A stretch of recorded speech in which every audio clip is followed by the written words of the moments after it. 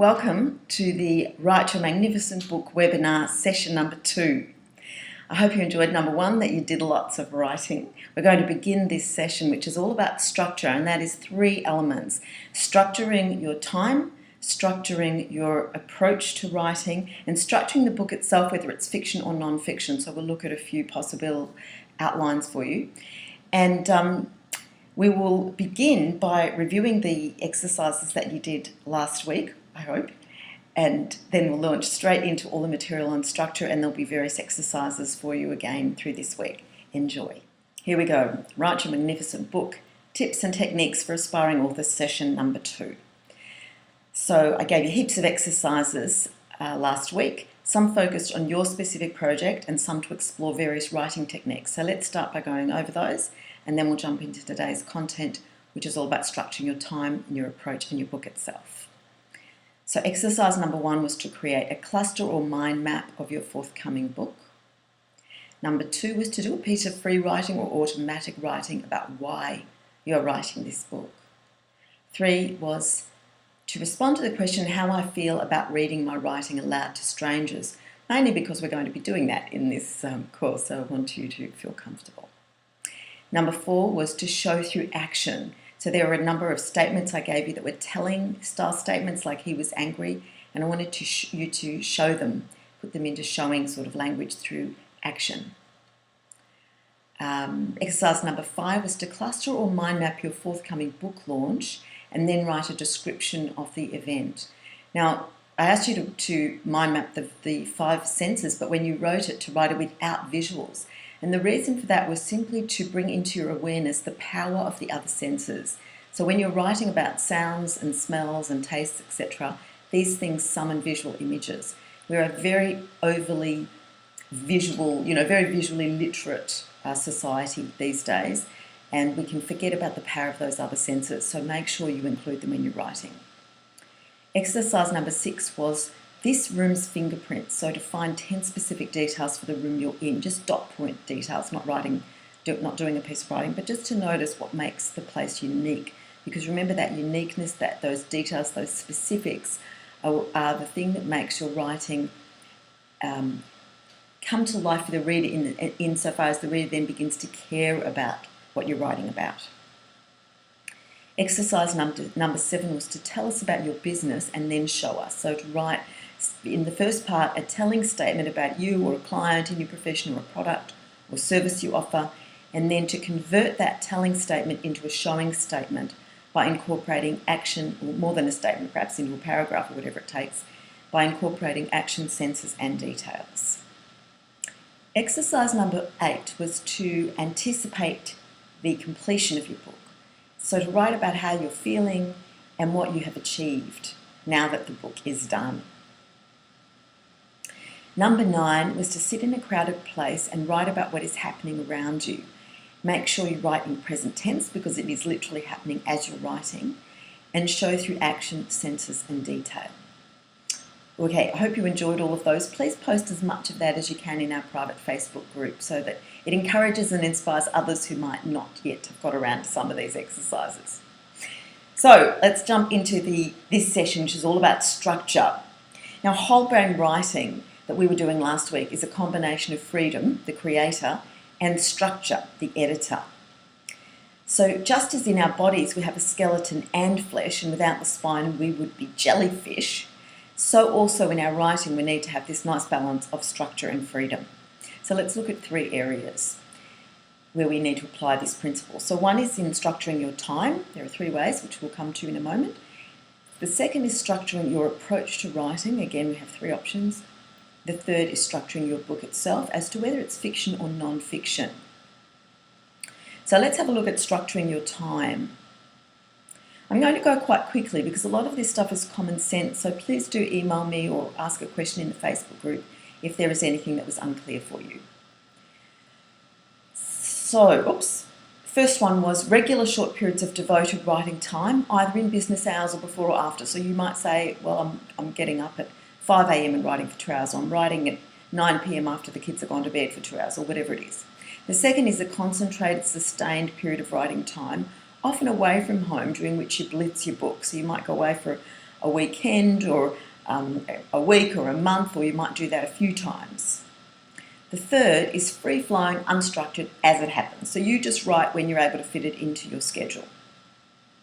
And of course, the fourth is a mix, a balance of those approaches. So it might be that you aim to have regular short writing periods, but every now and then you go away for a weekend or so to give it a bit of a blitz. And if there are other times when something occurs to you, you jump in and keep writing. So it's up to you to find what works for you, because there is no one right way. So let's just unpack them in more detail, each of those approaches. Regular devoted writing times. All right, so that's diarising a particular time and sticking to it. So the benefits of this obviously are that you have a sense of achievement, you're very productive, you've got a feeling of self-respect because you're getting it done, and perhaps more rapid completion. Questions for yourself are: what timing works for you? When are you energised, clear-headed, able to clear the space in your schedule? When will you not be interrupted? So this is really, in many ways, the ideal way to go about it. So here's a beautiful statement from William Hutchison Murray, a mountaineer.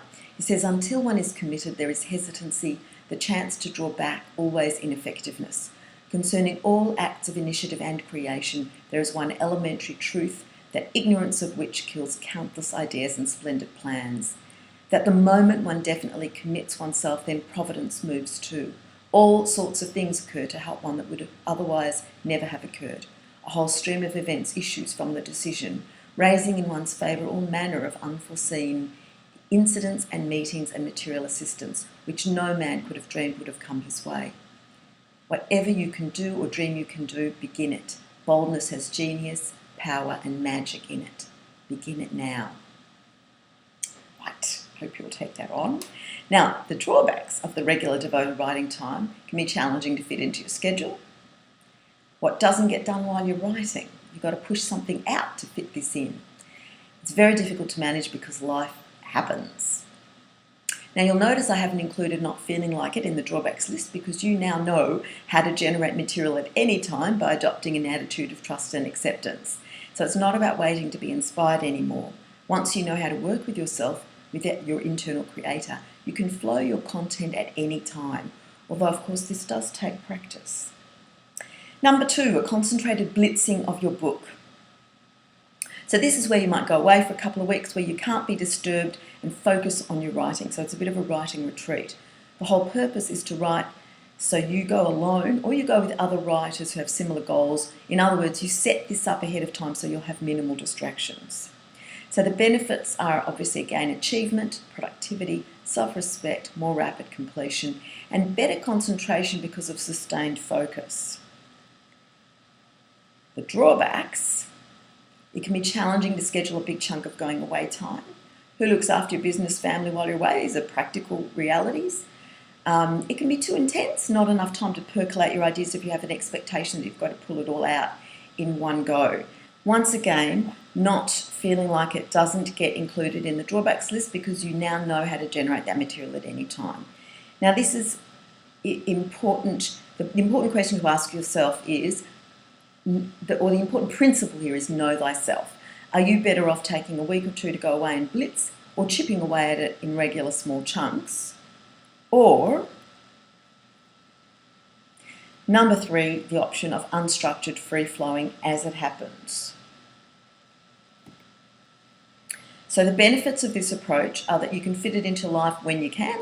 No stress trying to manage early mornings, late nights, getting away.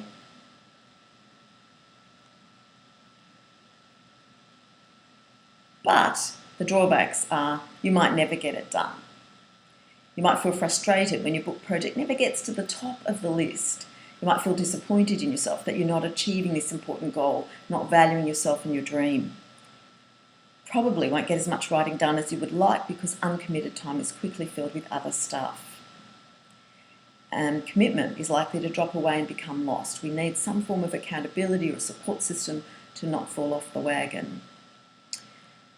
And once again, not feeling like it doesn't get included in this list. Okay, so Mr. Gandhi. Do you know the story of Gandhi and the sugar? So apparently what happened was that a mother came to see Gandhi with her child and said, "Gandhi, please tell my child not to eat sugar." And Gandhi said, "I'm sorry, I cannot. Please come back in 2 weeks." I hope my Indian accent is okay. So the woman went away. Gandhi's assistants were very surprised and shocked because she travelled a long way to see him only to be sent away. And she had to now make the trip again in 2 weeks. So she came back and sat in front of him again. She said, "Please tell my child not to eat sugar." And Gandhi turned to the child and said, "Do not eat sugar." Now, when this woman had left, Gandhi's assistants turned to him and said, "Why couldn't you have said that the first time?" And Gandhi said, "Because 2 weeks ago, I was eating sugar." So the principle, of course, is congruence, integrity. You can't tell other people to do things you're not doing. So here's my confession. I applied the 2 hours every morning principle for quite a while when I was writing the Mastery Club, but it's not something I do every single day. Now, it's logical to chip away bit by bit, but I can't tell you to do what I don't do, right? Some writing coaches recommend writing for even 15 minutes a day, but for me, writing is like swimming. It's like I like to dive deeply in. So 15 minutes of a paddle doesn't cut it for me. I'd rather wait and get a sustained period of 4 hours once a week than 15 minutes every day sort of thing. So do really look at this, the ideal versus the real. What's going to work for you, all right? The drawback of waiting for the right moment is you don't get as much writing time as you would like. And so obviously it makes more sense to make that ideal time. And sometimes we can't. We have a lot of other commitments going on. And again, with the blitz option, I haven't yet in my life with young children and family and all that been able to take that blitz option, although I'm coming up to an opportunity where all 3 kids are overseas and my husband's about to be away for 2 weeks, so it's looking good. Anyway, in principle, be real. Life is busy, priorities change, things get in the way, and often these are important to you, so you have to manage that. So let's just look at that issue of priorities and importance right now.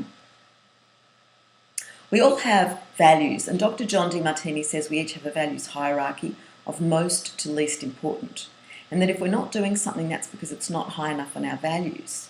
Well, I had trouble with this idea because writing was always high on my values. But the truth is that when my kids were little, I rarely wrote because they were ranking top of my values hierarchy. And so I had to recognise that we have what I describe as claimed values and demonstrated values. So our claimed values are the ones that we aspire to: kindness, integrity, honesty, compassion, authenticity, whatever they happen to be. And our demonstrated values are the ones that we're actually living, like family, autonomy, comfort, socialising, study. So you might have the value of fitness as a claimed value, but your demonstrated value might actually be comfort when you stay in bed or stay inside when it's raining and you don't feel like going out for that run. For me, I had a claimed value of writing, but my demonstrated value was parenting, being available to my family, and that would trump my writing value for quite a few years. So I would be building my Mastery Club business with my foot on the brake so that I was available to the kids. So you need to be honest with yourself about how important your writing is and where it fits into your life with all of the other things. If, however, you want it to become more important, then in that case, here is the question: how do we raise something in our values hierarchy? And the answer is something Dr. John Demartini calls values linking.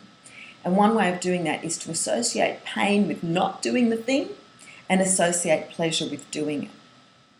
So for me, with the Mastery Club, I'm going to confess to you that when I was still waffling about doing it and wasn't really writing it, I heard that my sister had joined a professional writing course.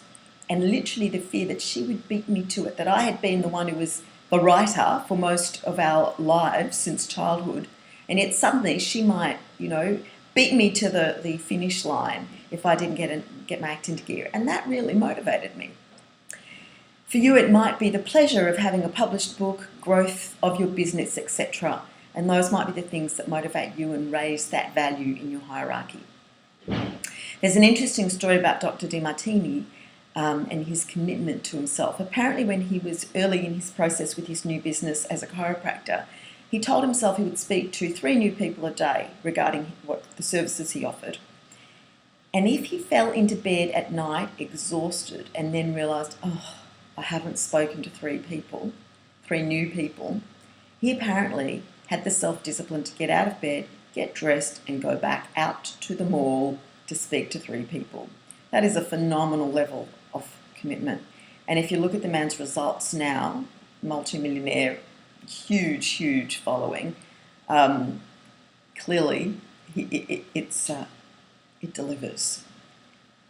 So I'd like to now share with you some famous author approaches to how they manage their writing time. And just bear in mind that these people are mostly full-time professional writers. So E.B. White, who wrote Charlotte's Web, a writer who waits for ideal conditions under which to work will die without putting a word on paper. Haruki Murakami, the repetition itself becomes the most important thing. Ernest Hemingway, I write every morning. Jodi Picoult, you can't edit a blank page, but you can edit a bad page. Just sit down and do it. You'll recognise some of these principles from last week's session. Henry Miller, famous author, had a whole program, 11 commandments that he gave himself. Work on one thing at a time until finished. Work according to program and not according to mood. Discard the program when you feel like it, but go back to it the next day. Concentrate, narrow down, exclude. Forget the books you want to write. Think only of the book you are writing. And write first and always. Painting, music, friends, cinema, all these come afterwards. He also has that comment, stop at the appointed time, but to me personally, if I'm on a roll, I keep going. All right, so here's another one. Maya Angelou. I keep a hotel room in my hometown and pay for it by the month. I go around 6:30 in the morning and I'm usually out of there by 2. And then I go home and try to read what I've written and I try to edit then, clean it up. Barbara Kingsolver was a Pulitzer Prize nominee and best-selling author. I tend to wake up very early. 4 o'clock is standard. It's a funny thing. People often ask how I discipline myself to write. I can't begin to understand the question. For me, the discipline is turning off the computer and leaving my desk to do something else. Nathan Englander, turn off your cell phone. Honestly, if you want to get work done, you've got to learn to unplug. No texting, no email, no Facebook, no Instagram. Whatever it is you're doing, it needs to stop while you write. A lot of the time, and this is fully goofy to admit, I'll write with earplugs in, even if it's dead silent at home. Karen Russell, who wrote only one book, but it was a Pulitzer Prize finalist. I know many writers who try to hit a set word count every day, but for me, volume is not the best metric. It's more a question of, did I write for 4 or 5 hours of focused time when I did not leave my desk, when didn't find some distraction to take me out of the world of the story. So what are you going to do? Know thyself, right? What form of accountability will serve you in making your decision and committing to it? Let's have you take a few minutes now to do a free writing exercise, and do stop the presentation so that you can write this properly. Which approach, regular commitment, blitz or unstructured, resonates with you and why? And consider what might get in the way of writing for you. How are you going to deal with those potential challenges? How can we support you?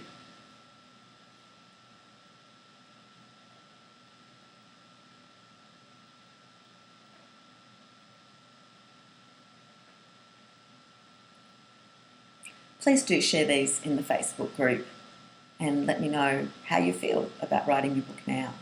So now let's look at the 3 ways of approaching the writing.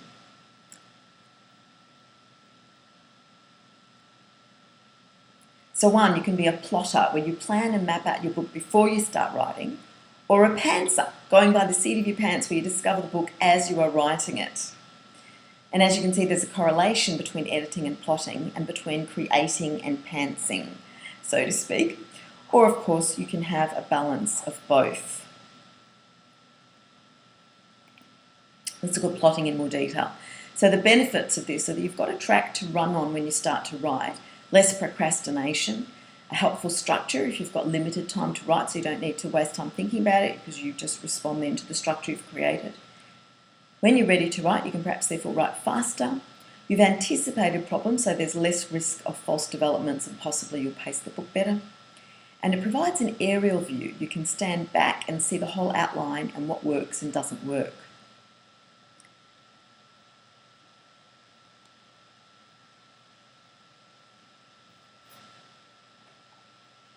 The drawbacks are limitations of the plan. It might be too rigid and inflexible. What about other better ideas or insights that come along and don't fit the plan?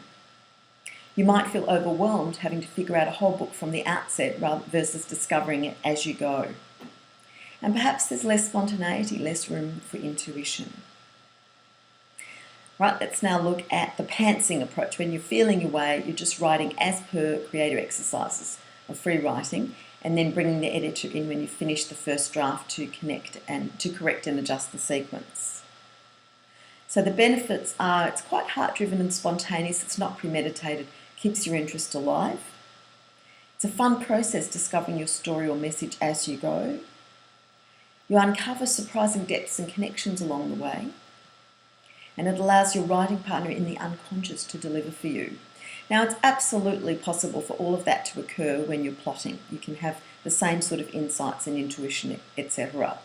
There is something interesting about just diving into a piece of writing when you don't know where you're going and just following and trusting that can deliver some interesting surprises. I certainly found that with writing the Mastery Club, and I would have the experience when I was writing that I'd be typing something else and I'd think, oh, that's why I wrote that bit a few chapters ago, which I'd written not knowing why I was writing it, and it all falls into place sort of later in the book, as if there is literally an unconscious, a writing partner in the unconscious who's pre-organising it all for you.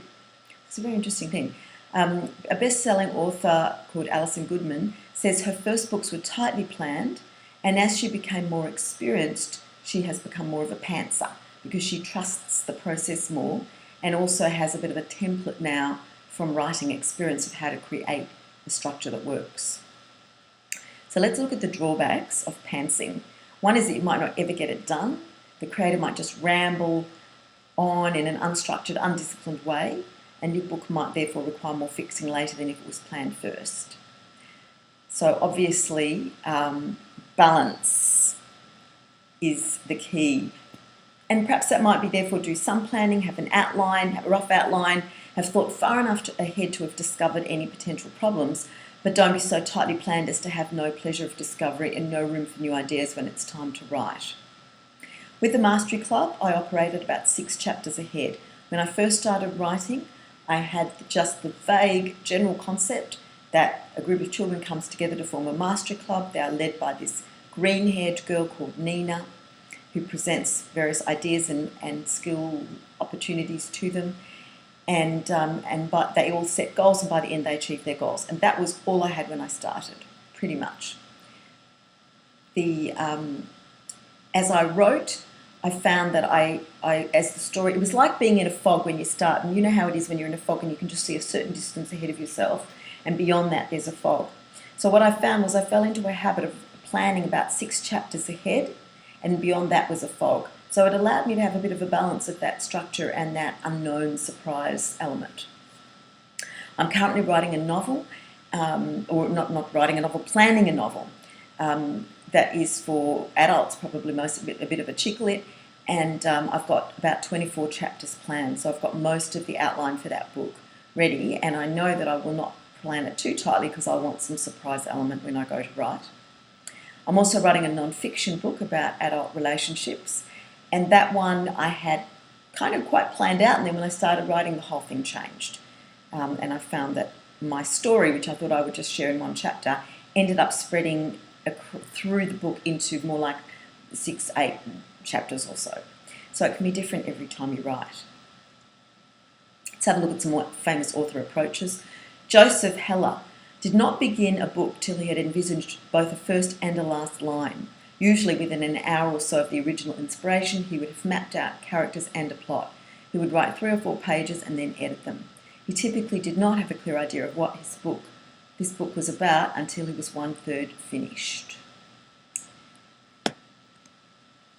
A.J. Jacobs, force yourself to generate dozens of ideas. I fail until I turn off the internet access so I can get shelter from the information storm. I'm a big fan of outlining. I write an outline, then a slightly more detailed outline, then another with even more with even more detail. Sentences form, punctuation is added, and eventually it all turns into a book. I write while walking on a treadmill. Apparently he writes while walking on a treadmill because one of his books was about health, and he was shocked by the health issues that are generated by a sedentary lifestyle. Okay, so he's very keen on outlining. Now listen to this. Khaled Hosseini. You have to write whether you feel like it or not. I don't outline at all. I don't find it useful, and I don't like the way it boxes me in. I like the element of surprise and spontaneity, of letting the story find its own way. For this reason, I find that writing a first draft is very difficult and laborious. It is also often quite disappointing. It hardly ever turns out to be what I thought it was, and it usually falls short of the ideal I held in my mind when I began writing it. I love to rewrite, however. A first draft is really just a sketch on which I add layer and dimension and shade and nuance and colour. Writing for me is largely about rewriting. It is during this process that I discover hidden meanings, connections and possibilities that I missed the first time around. In rewriting, I hope to see the story getting closer to what my original hopes for it were. I've met so many people who say they've got a book in them, but they've never written a word. To be a writer, this may seem trite, I realise, you have to actually write. You have to write every day, and you have to write whether you feel like it or not. Write the story you need to tell and want to read. It's impossible to know what others want, so don't waste your time trying to guess. Just write about the things that get under your skin and keep you up at night. And this is really an important message. I wanted to share this very long quote because he hits so many important points. So he's talking about this, just be in the practice of writing. He's talking about not outlining. He's talking about the rewriting process and the great work you can do there to bring the story into what you want to achieve. The writing everyday thing. That last comment he made, write about the things that matter to you. There's a lot of people who talk about don't write your book until you've found out if there's a market for it. I don't agree with that at all. I agree with Khaled Hosseini, which is you write what turns you on, what sparks your interest and energises you, and you can be sure there'll be someone else who'll relate. Now also, just while we're on this thing about the rewriting, we often hear questions to authors, how many drafts do you do? And they might say, oh, I'll always do 3 drafts, or I'll always do 6 drafts, or I might do 40 drafts or something. I can't relate to that language at all myself, to be honest. I rewrite every time I reread my book up until the time it goes to the printer. So I am editing, rewriting, like constantly, but I don't write a whole draft 1, then go back and start again at the first sentence and go and write a whole second draft. But I actually begin rereading what I've written every time I go back to write, and I tweak then, and then I keep writing. And when I go and write again the next time, I reread, I tweak, and then I keep writing. So I just wanted to share that with you as well.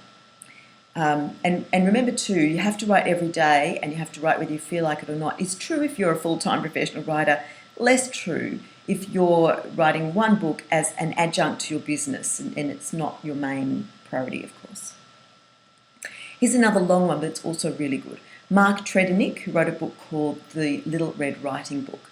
Have a plan, don't stick to it. Discover the work you need to write by writing it.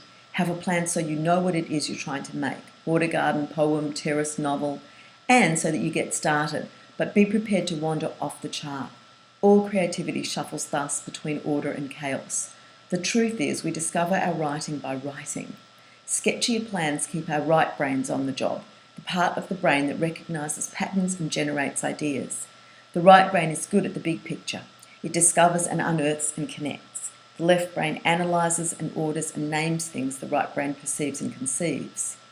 Once we have the shape of things, the right brain sets about naming and setting them in the right kind of sequence. It connects the hip bone to the thigh bone and so on until the bones resemble a skeleton. The writing will flesh it all out. The author Barbara Kingsolver also says, I write a lot of material that I know I'll throw away. It's just part of the process. I have to write hundreds of pages before I get to page 1.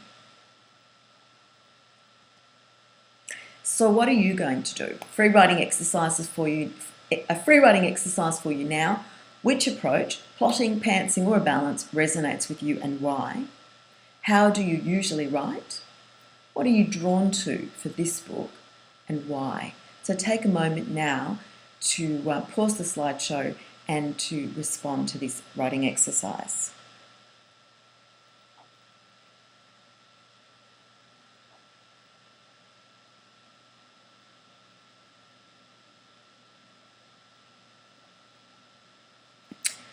Okay, Maya Angelou says also, I decided that there was a big mind and a little mind, and the big mind would allow you to consider deep thoughts, but the little mind would occupy you so you could not be distracted. It would work crossword puzzles or play solitaire while the big mind would delve deep into the subjects I wanted to write about. So what she's talking about there is how our big mind is working on our themes and our ideas and our stories while we're doing other things, at a deep sort of level. And in fact, I'm not sure if I've shared this with you last time, but something that works for me is if I do ever find that I'm feeling a little bit stuck, I will get up from the computer and tell myself I will know what to do by the time I get back. I will walk into the kitchen, get a glass of water or do something very quick, walk straight back to the computer, and I inevitably know what to do. And I just keep going. Right? So that's part of the trust and acceptance thing, but sometimes that little bit of movement can help to just dislodge something that might have been getting a bit stuck there. So please do share these writings in the Facebook page so that you can be supported and challenged, because if you see other people doing it and you're not, that might get you moving. All right, so now let's look at the 3 ways of approaching the writing. We have non-fiction tools and fiction tools. So which are you doing? Are you going to be writing fiction or non-fiction? And what type of book are you planning to write? So let's say you're writing non-fiction. We're going to look at non-fiction first. Are you going to be writing a book that features client or case studies? Are you going to be giving your personal story? Is this book a compilation? Are other writers going to contribute chapters which you edit or oversee, or are you going to be interviewing other people? Workbook style with exercises, is that what you have in mind? Or something else, something unique?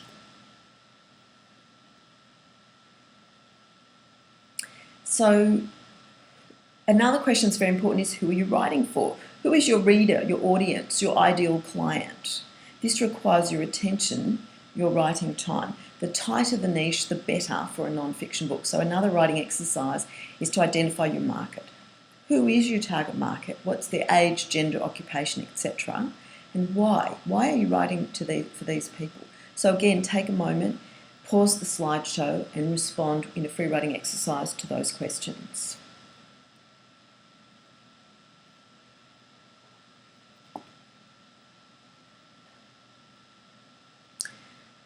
So, structuring non-fiction. Self-help books can be found in a variety of structures, and I do have a document for you that lists a whole lot of books and the approaches their authors took, and also some of the things that can be included in a non-fiction or fiction book, as sort of a checklist for you. So that will be in the Facebook group or in our private resources page. So there are business books like The 7 Habits of Highly Effective People by Stephen Covey and The E-Myth by Michael E. Gerber. There are wealth books like Think and Grow Rich by Napoleon Hill and You Were Born Rich by Bob Proctor. Also The 1 Minute Millionaire by Mark Victor Hansen and Robert G. Allen. There are books on spirituality like Conversations with God by Neale Donald Walsh and Practicing the Power of Now by Eckhart Tolle. There are relationships books like Getting the Love You Want by Harville Hendrix and Mating in Captivity by Esther Perel, parenting books like The Parent Effectiveness Training by Dr. Thomas Gordon, personal growth books like The Breakthrough Experience by Dr. John DeMartini and Eat, Pray, Love by Elizabeth Gilbert. And they're all very different. Children's young adult books like The Mastery Club by Liliane Grace and The Sarah books by Esther and Jerry Hicks. That should be Those ones are really what you'd call combination fiction, non-fiction. So they're going to be in the fiction list as well when we get to that. So the basic steps for structuring a non-fiction book are simple.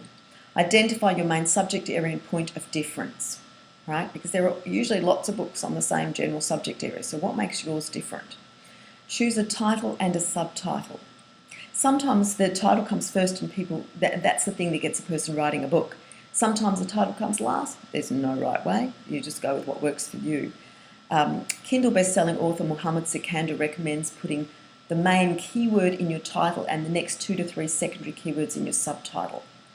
All right, so this is for non-fiction in particular, but can also work for fiction. So declare up front what your book is about. Don't be coy, he reckons.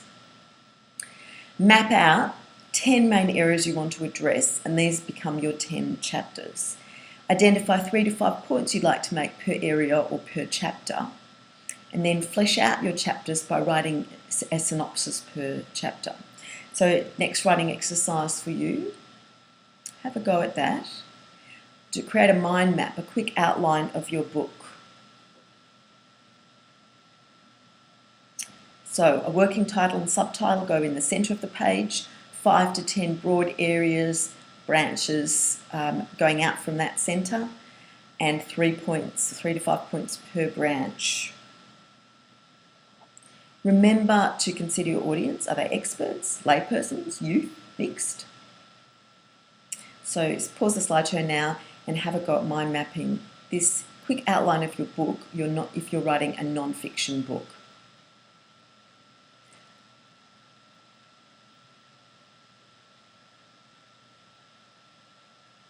Got some questions for you now to stimulate your thinking. They come from the Little Red Writing Book by Mark Tredennick.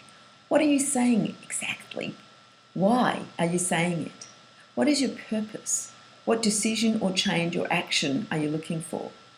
What context makes your point relevant? What evidence justifies your conclusions? Why does your conclusion matter? For whom does your conclusion matter? Who will it affect and how?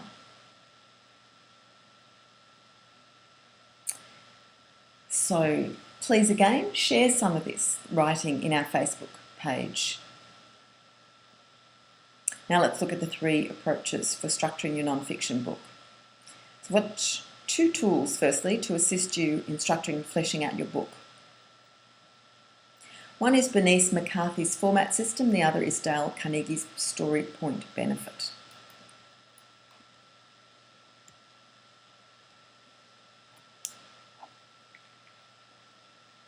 Bernice McCarthy's format system. The whole book or presentation, each chapter and each section is structured around 4 questions. So when I say each presentation, you can use her model to prepare a talk or a book or almost anything. I mean, I've created it, I've used this in lots of things, in courses you're designing, all sorts of stuff.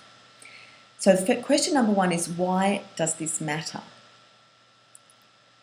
Question number 2 is, what are the facts? Question number 3 is, how do I apply it in my life? And question number 4 is, what if, what else? So this format allows you to address all types of learners and both hemispheres of the brain. Each person has a preferred question or a dominant question.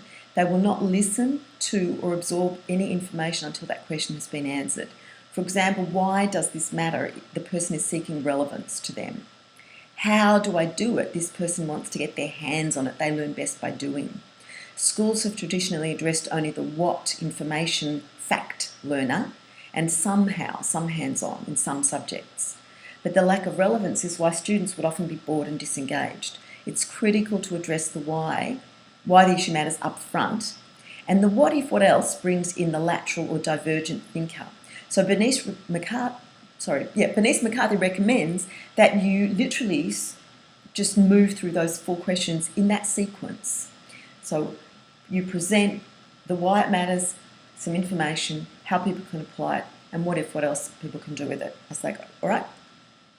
So here's an exercise for you to format your book. Why should your market read it? What are your main points? How do readers apply the principles?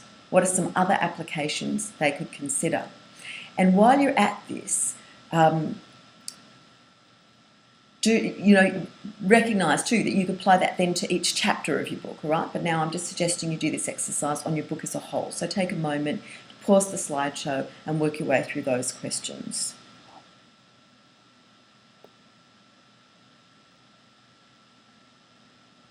Now, story is both the most powerful and the most ancient way of conveying information. People let go of learning defences when they're listening to a story. Information is absorbed much more readily. So wherever possible, teach through story. Dale Carnegie's a fellow who was a public speaking expert in the 40s or so. He wrote a classic called How to Win Friends and Influence People. And this information comes from his book, The Quick and Easy Way to Effective Speaking.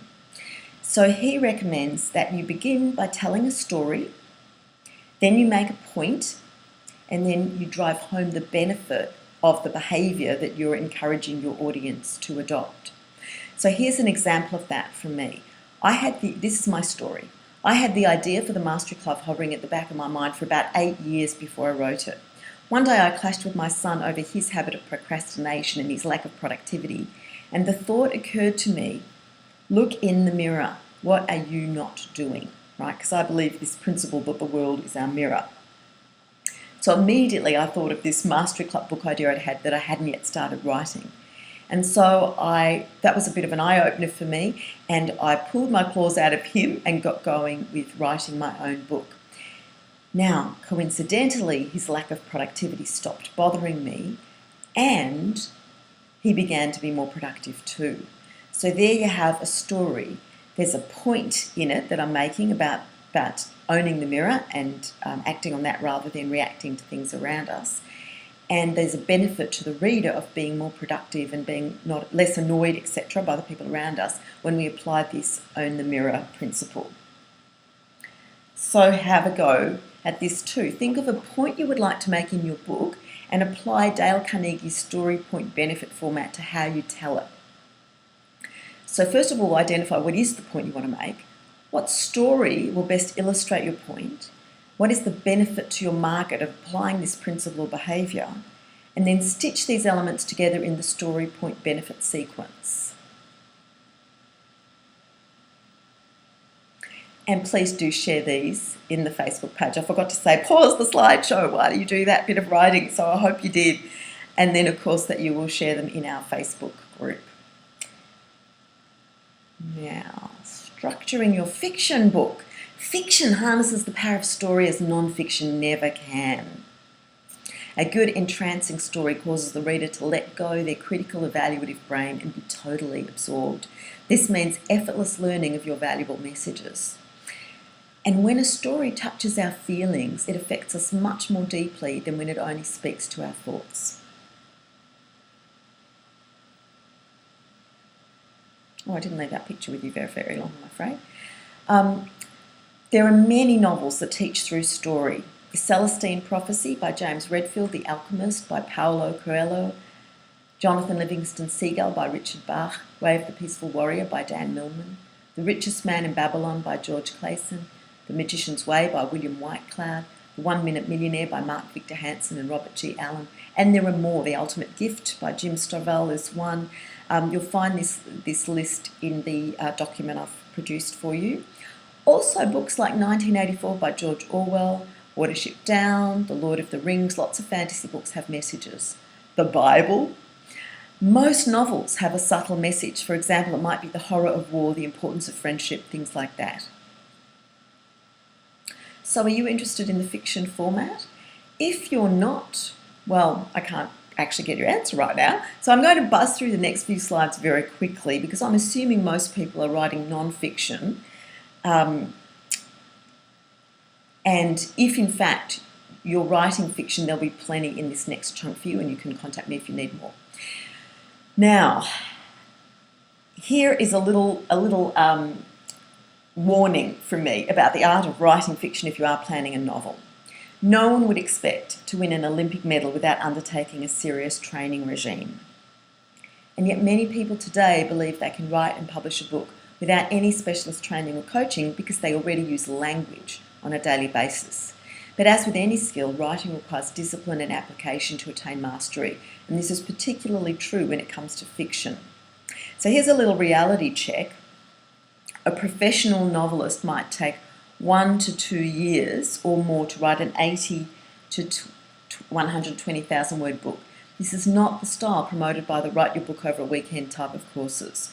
Writing a true novel calls for a deep journey exploring and developing themes, structures, plot, characters, imagery, description, backstory, and mastering language to a higher degree than mere conversation. Anyone can incorporate story and characterisation in their writing, and I highly recommend it. But not everyone is up for writing a pure novel.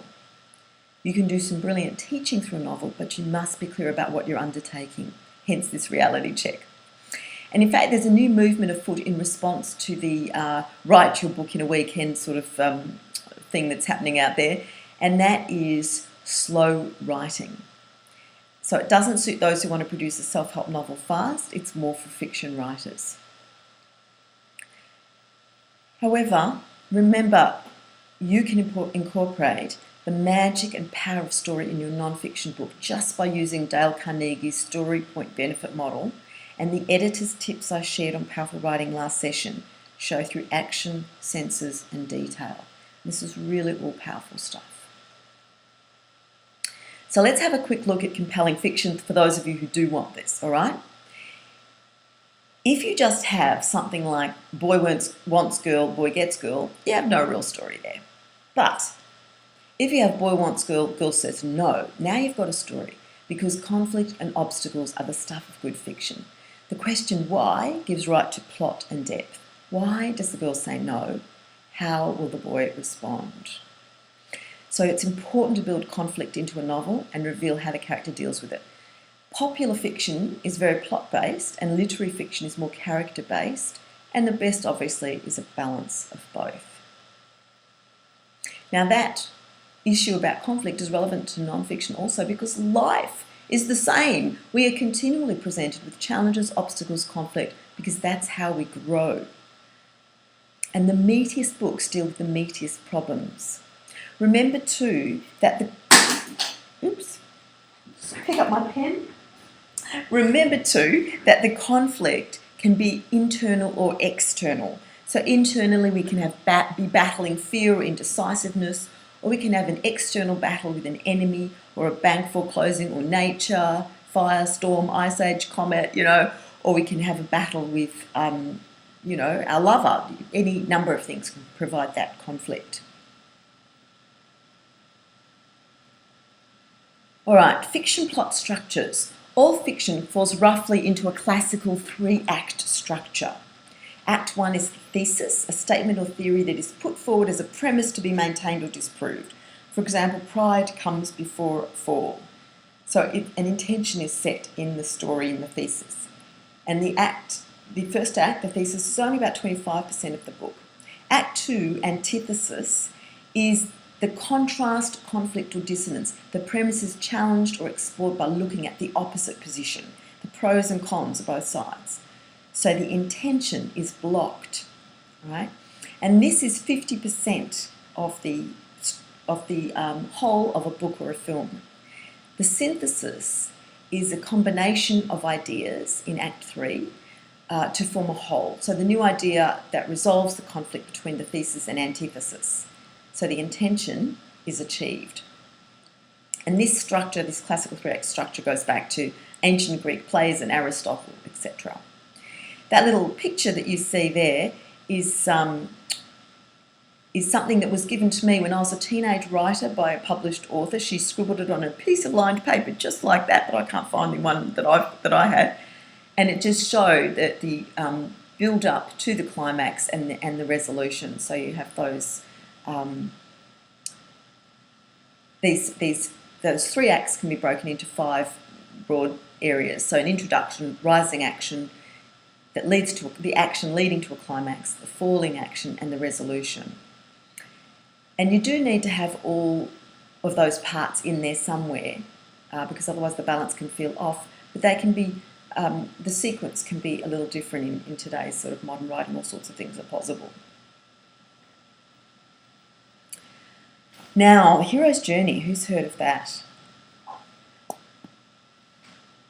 Joseph Campbell is a writer and mythologist, and he observed a common theme in myths and legends from many different cultures around the world, and he called it the hero's journey. It's also the pattern, this hero's journey is the pattern of human experience, because it's the story of our maturing and evolution as we grow from infant to child to adolescent to teenager to adult and into old age and death. It's essentially about rites of passage. We are programmed to grow and become greater, to gain more knowledge, wisdom, skill, confidence, love, etc. And we have to cross many thresholds and deal with obstacles, seek help, etc. along the way. So our real lives fit into what he found that he called the hero's journey. And by the way, hero applies to male and female.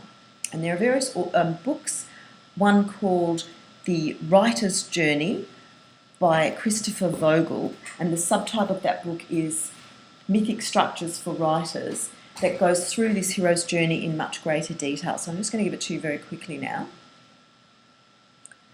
But actually, sorry, before I do, many classic films were modelled on the hero's journey. For example, Star Wars, The Lion King, Forrest Gump, Field of Dreams, Finding Nemo, Spider-Man, The Matrix, Lord of the Rings, and The Wizard of Oz. Film structure is usually very tight. And the benefit of having a model like the hero's journey is that you've got a track to run on. You've got a successful model that you can follow. So here are the stages of the hero's journey. We start out in the ordinary world. And this is, literally the character's ordinary world, how things are before the story starts or really gets going. The second is the call to adventure. So something occurs that will draw us or the hero out of the ordinary world. It's a challenge or opportunity. Perhaps we feel something is missing.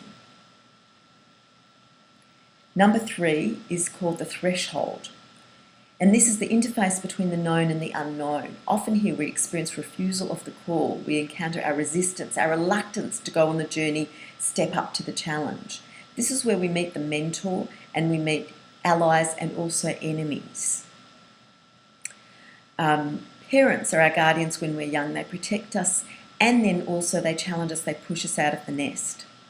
As adults, our threshold guardians include our fears and doubts, the dragon in disguise. Are we ready to overcome these fears? Mentors, guides and helpers can turn up here as well.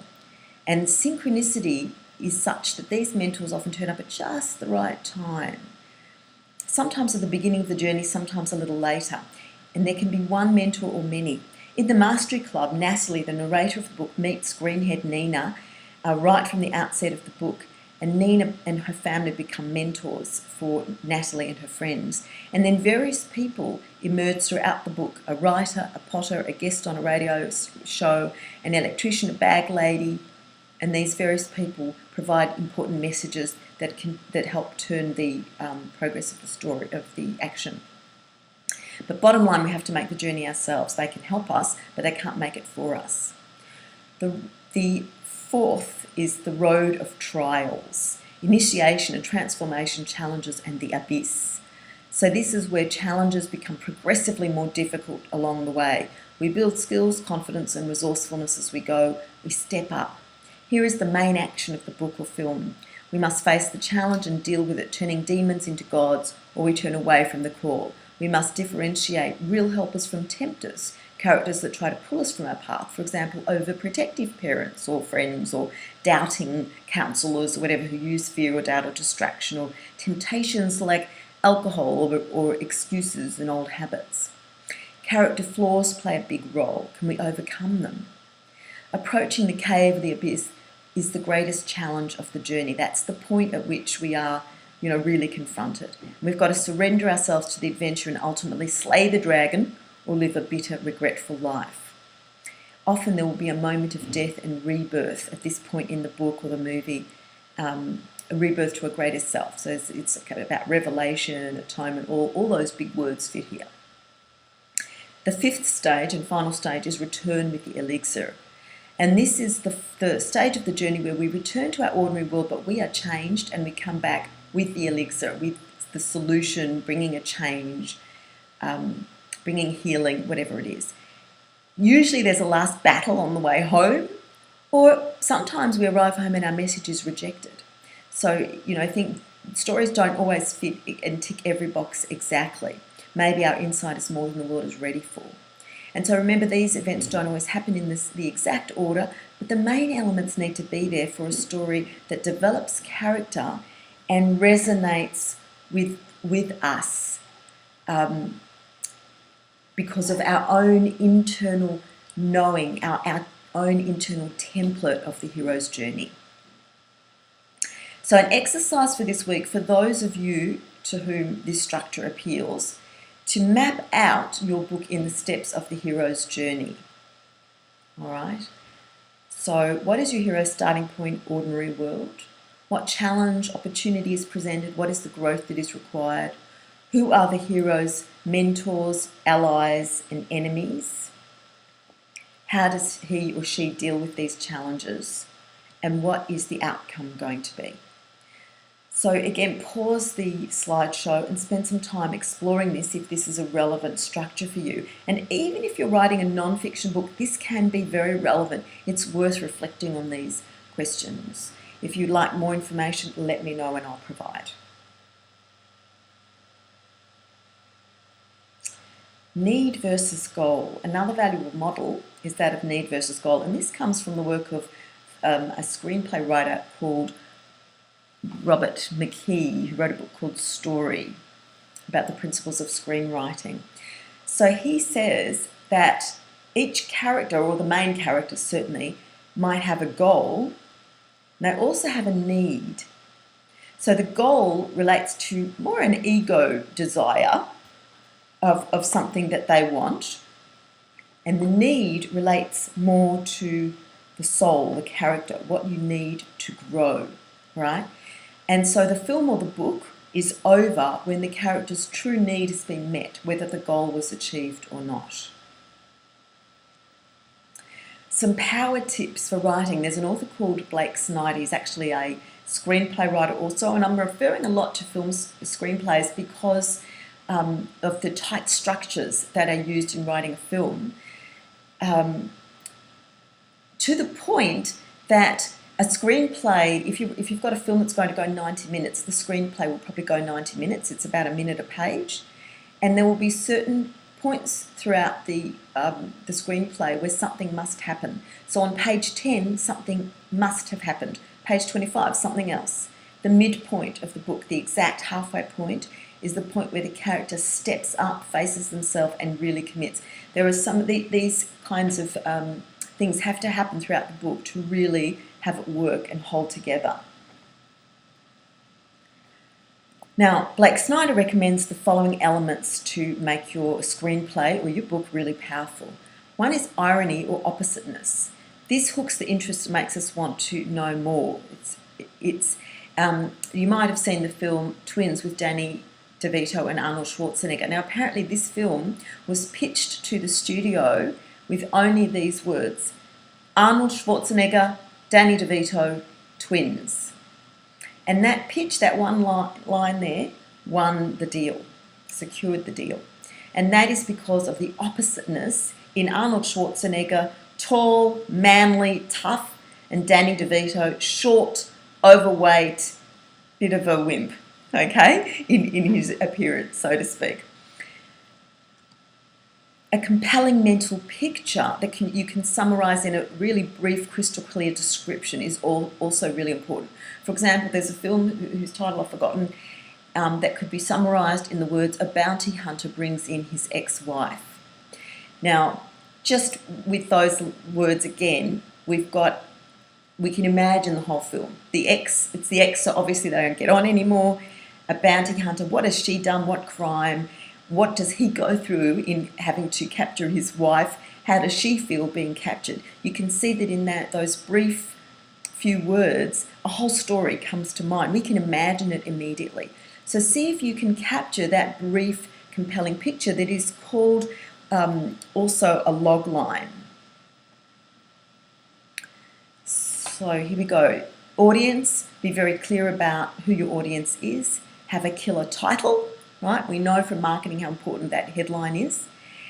Know your logline, title and movie poster before you start writing is what Blake Snyder recommends. So you could apply this by designing the cover of your book, and it might not be the final cover you end up using, but it might be something that will help you to crystallize your ideas and your thinking, and writing the blurb of your book as well. All right, that cover blurb can be a great way to get started. Blake Snyder also recommends doing some market testing of your logline, of your idea for your book. Pitch it to people before you write. You're out in the street, you go, hey, I'm writing a film or I'm writing a book. It's about a guy who, and watch their eyes. Do their eyes glaze over, or are they looking with interest? And he also says only amateurs are afraid someone will steal their idea. Now, you may or may not agree with that. You might want to keep your idea to yourself. I reckon there is a bit of, it's a bit fair enough to be a bit wary with speaking too widely about things. But I also think he's making a fair point too. So you find the approach that works for you. So, one more thing that I should just mention is something called reversals, which is something that has to occur in any good fiction book or film, where you're heading in one direction and then something turns the action quite dramatically. Okay, so an exercise for you is, if this structure appeals to you, work on these. Your main premise, point, logline, pitch, right? Be able to answer the question, what's it about, in a compelling sentence or two. A killer title, your movie poster or your cover image of your book. So have a go at doing those and share them with us. We'd love to know how you're going. And we will respect your ideas. 20 master plots and how to build them. There's an author called Ronald Tobias who's written this book, 20 master plots and how to build them. He asks the question, how many plots are there in the world? And you know, the answers are many. 36, 2, there are different answers. He reckons there are 20. Now, I reckon there's one main theme in all plots, and that is someone wants something and they strike problems, all right? That kind of conflict issue. But let's have a quick look at his 20. There is quest, adventure, pursuit, rescue, escape, revenge, the riddle, rivalry, underdog, temptation, metamorphosis, transformation, maturation, love, forbidden love, sacrifice, discovery, wretched excess, ascension and descension.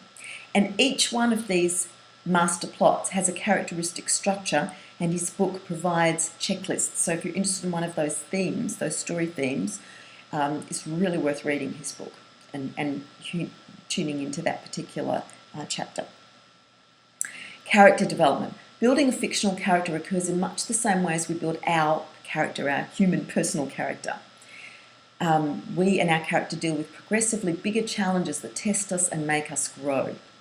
Writers use checklists to help them build their characters, as in marketing, where we develop an ideal client profile or an avatar.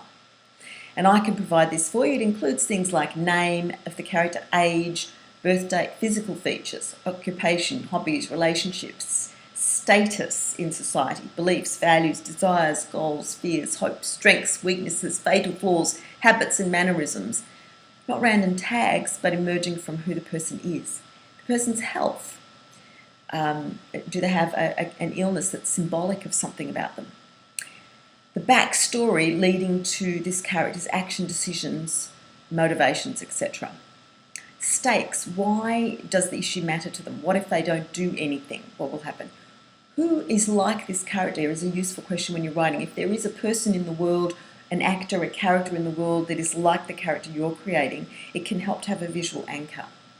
So an exercise for the week, if fictional structures appeal to you, you can work on these. A synopsis of your story or plot, dot points of each chapter's action, expand on those into one paragraph or one page per chapter, a character checklist if relevant. Let me know if you want more of those sent to you. So have a go at that. Pause the slideshow if this is relevant for you, and work your way through those sorts of questions. Now we're getting close to the end of this webinar, so let's talk about beginnings and endings. Beginnings need a hook. You've got to send the reader on a quest by providing a question. all right? So at the beginning of a novel, something happens in the first sentence, the first paragraph, that raises questions in the reader's mind. Why? Who? Where? What? What if? How? All right? This is really, really important. Each chapter ending needs a hook as well, because this makes the reader keep reading. Cliffhangers, or at least a tantalising invitation at the end of each chapter to turn the page and keep reading. And you know, while The Da Vinci Code by Dan Brown is not literary fiction by any stretch of the imagination, I was reading that book until 3 o'clock in the morning at times because he was so good at the cliffhanger at the end of the chapter. In fact, I had to sort of get in the habit of finishing reading in the middle of a chapter rather than at the end because the end was too compelling. And I certainly worked with the Mastery Club to make sure that each chapter ended in a way that provided an invitation to go to the next chapter.